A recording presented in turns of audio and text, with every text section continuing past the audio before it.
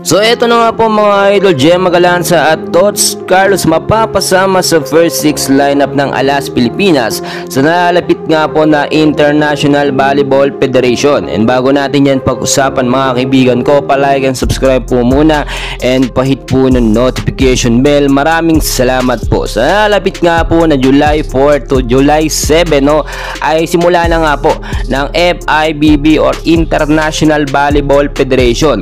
Una po nating makakalaban mga kaibigan sa quarterfinal 1 ay ang kupunan po ng Vietnam, which is malakas po talaga ito at hindi natin pwedeng baliwalain. Alam naman natin na ang starting 6 lineup ng Alas Pilipinas ay okay na so far, pero dahil nga po sa dalawang star player na galing sa Creamline Cool Smashers na si Gemma Galanza at si Tots Carlos ay mas nagkaroon ng chemistry ang Alas Pilipinas natin, dahil bilang setter nga po na si Gia Morado at kapitana din ng Alas Pilipinas ay maaasahan natin na mabubuo yung tandem at chemistry kasama si Gemma at si Tots Carlos. Kung titignan po ninyo, so far maganda naman dahil nakakuha tayo ng silver o bronze medal dito nga po sa kakatapos lamang na ABC Cup 2024 ay kinakailangan mas palaking pa ng Alas Pilipinas ang offense at depensa nila, dahil hindi po biro-biro ang mga kalaban natin. Kupunan po ito ng Vietnam. Kung sakali po talaga na ma-fix or mapasama sa first 6 line ito si Gemma Galanza at si Tots Carlos,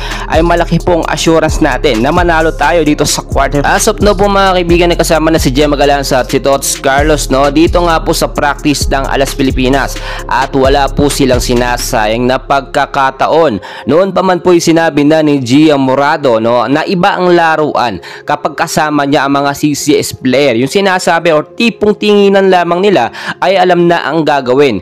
At nakita naman natin maraming beses na sinabi ni Gia na miss na po niyang makasama sa play o sa loob ng court ang kanyang mga CCS na player o member po mga kaibigan. Tulad ng aking sinasabi, kapag merong Gemma Galanza at Tots Carlos ay mas lalakas ang Alas Pilipinas. Yung iba po mga kaibigan ang sinasabi kinakailangan daw magdagdag ng matatangkad na player, hindi na kailangan si Tots Carlos at si Gemma Galanza dahil hindi naman daw sila katangkaran.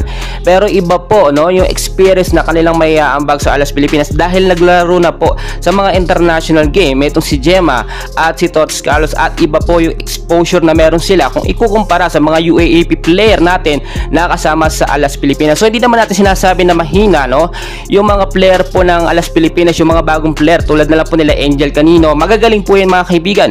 Pero eto nga po sinasabi ko na iba yung experience, exposure na meron po dito sa dalawang CCS o star player ng CCS. Well mga kaibigan, dahil pa natin kaganapan, so please wag pong kalimutan mag-like and subscribe. Maraming salamat po.